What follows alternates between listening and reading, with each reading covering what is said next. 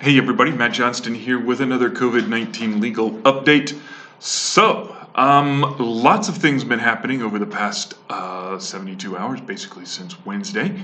For those of you who didn't know, Wednesday was the official enactment date of the Families First Coronavirus Response Act, and questions still arise. Also on Wednesday, our good friends at the Department of Labor decided that this was a good time to issue their temporary rule. There is no notice and comment period, which is usually available for regulations, but this is a temporary rule. So in those regards, the U.S. laws allow for the issuance of temporary regulations without the normal notice and comment period available for regulatory actions. This is an emergency situation, as you can imagine, so things like that. Now, this video is going to cover a couple of things that got cleared up as a result of the regulation. If you want to read the regulation, all 124 pages of it, you can do so through the link that is down below. So a quick sort of thing, I normally don't do this in these things because I generally try to be pretty general about the information, but things are going to get a little bit more technical here, and I don't want anybody to think that this is confidential legal advice. It's not privileged communication. I am a lawyer, but I am not necessarily your lawyer.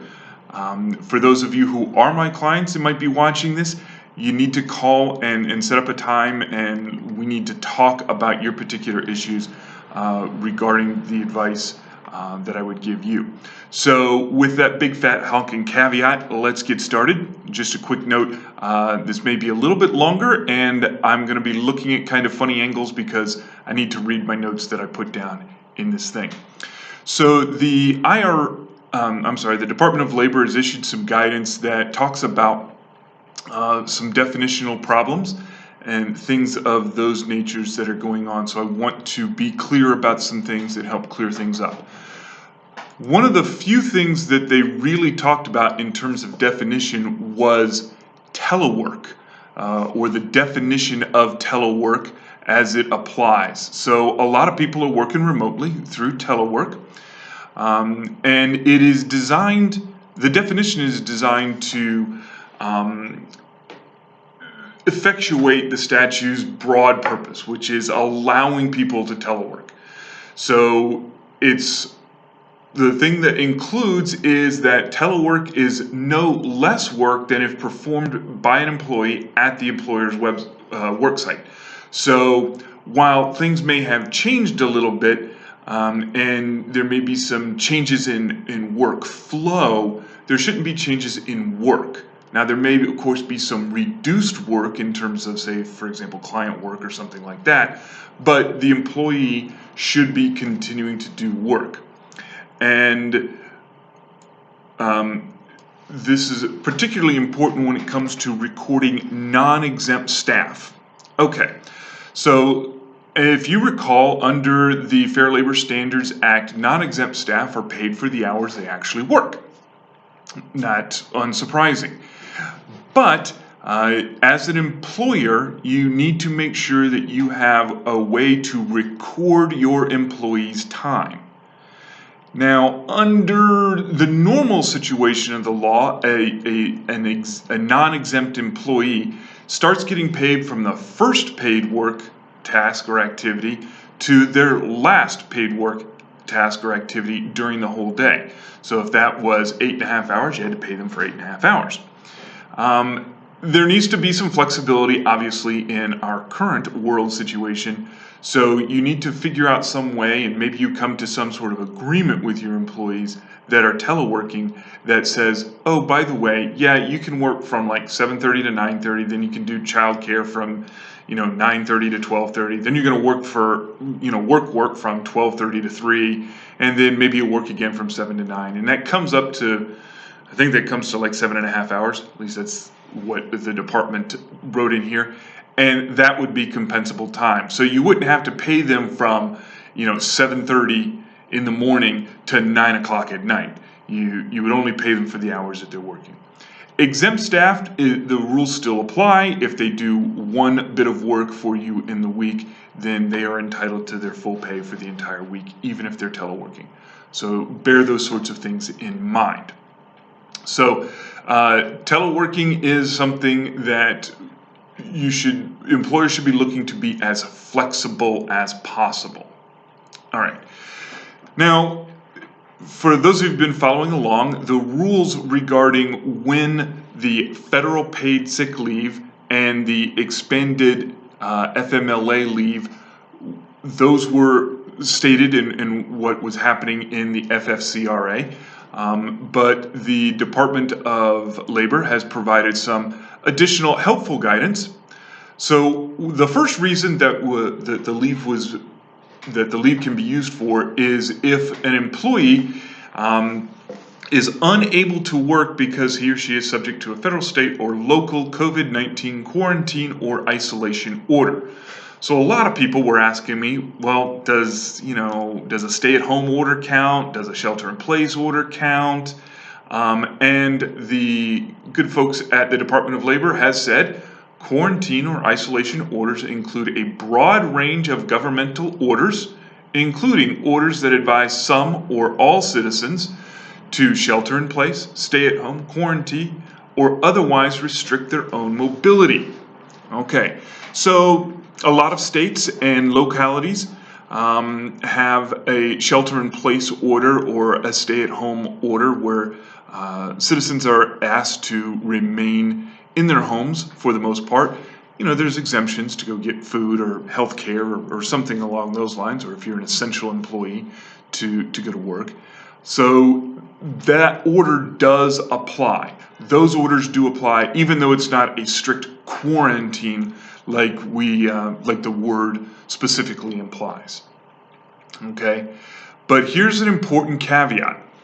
An employee is only eligible for the paid sick leave for being subject to one of these orders if the order prevents him or her from working or teleworking as described. Okay, so if the employee is able to work despite the quarantine or isolation order, they are not eligible for the paid sick leave. Okay, so if the employee is able to work, then to work or telework, then they would not be eligible for the sick leave. Conversely, if the employee is unable to work for another reason, okay, they're not eligible to pay for paid sick leave if the employer doesn't have work for the employee. So a number of my clients are gyms or health club facilities and stuff like that. Those facilities have been closed by an order of the governor. So there's no work for the employee to do. So then the employee would not be eligible for the paid sick leave. Okay, because the person would be unable to work even if he or she had to comply, even if he or she were not required to comply with the isolation order. So let me sort of restate that again just to make clear. An employee, and this is quoting from the regulations, an employee subject to one of these orders, the isolation orders, may not take paid sick leave where the employer does not have work for the employee. This is because the employee would be unable to work even if he or she were not required to comply with the quarantine or isolation order. And the regulation actually gives the example of somebody who works at a coffee shop. So keep those things in mind. All right. Next up is the question of self-quarantine.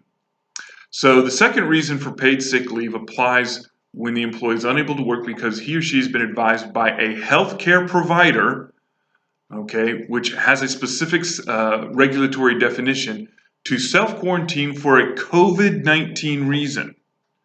Okay, and the law states is that the self-quarantine must be based on a healthcare provider's belief, okay, that the employee has COVID-19, may have COVID-19, or is particularly vulnerable to COVID-19. So you have somebody who is, for example, immunocompromised, somebody with an immunodisorder, HIV or AIDS, or is particularly susceptible to lung diseases in particular. So, for example, I have a colleague who has one lung. Obtaining, if she somehow got COVID-19, it would be remarkably serious. So, those kinds of individuals. Okay.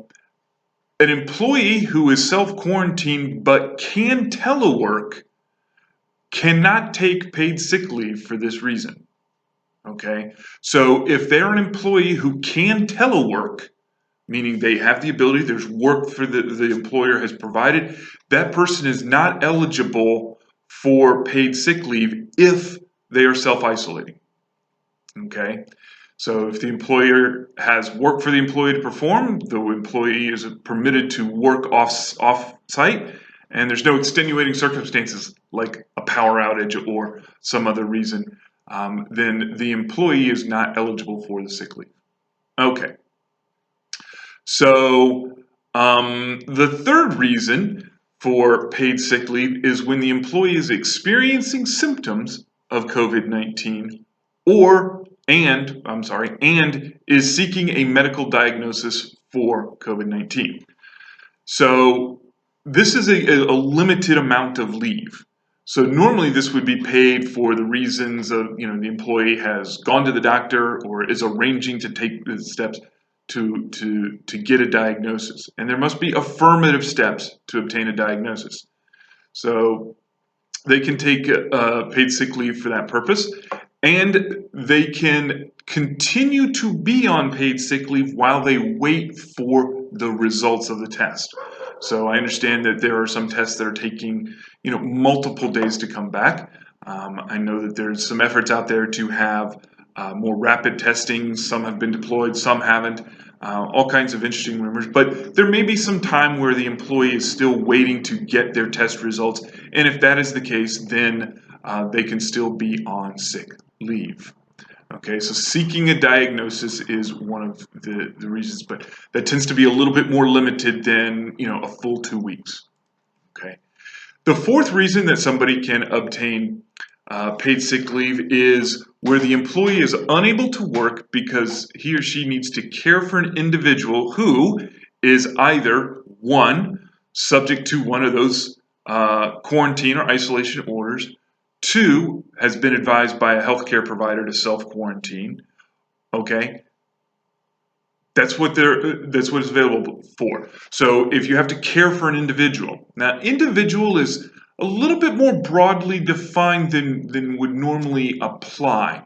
So it applies to somebody who is an immediate family member, okay, spouse, child, parent, probably aunt or uncle, a roommate, or this is what the regulation says, or a similar person with whom the employee has a relationship that creates an expectation that the employee would care for the person if he or she self-quarantined or was quarantined. Okay, so it's kind of broad. It probably doesn't include, say, the elderly neighbor across the street, unless there is some pre-existing relationship that would create that expectation. So those are the sorts of things. All right. Okay. The fifth reason for paid sick leave is if the employee is unable to work because the employee needs to care for his or her son or daughter because the child's school or place of care has been closed or the child care provider is unavailable due to COVID-19 related reasons. Okay. Again, if the employee is able to telework, then they are not eligible for the paid sick leave. All right. So the employee, the way this is written in the regulations, the employee must be able to perform his or her work, but for the need to care for his or her daughter, son or daughter. Okay. which means that the employee can't take paid sick leave if there is no work available for the employee. So if the business is shut down or something like that, then paid sick leave is not available. The sixth reason for paid sick leave applies if the employee is unable to work because the employee is experiencing any other substantially similar condition, that's the words, specified by the Secretary of Health and Human Services in consultation with the Secretary of Treasury and of Labor. Nobody knows what that means. There is no definition. We don't have any idea of what that means. I think Congress put that into the statute as a catch-all to sort of allow for executive agents to be able to address a need that may pop up that we don't really have a good grasp on.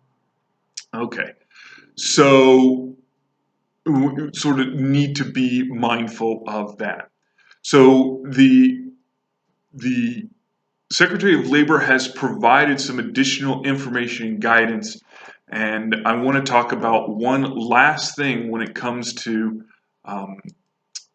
paid sick leave, and it also applies to the expanded FMLA, but I want to discuss the small business employer or the small employer exception. Okay.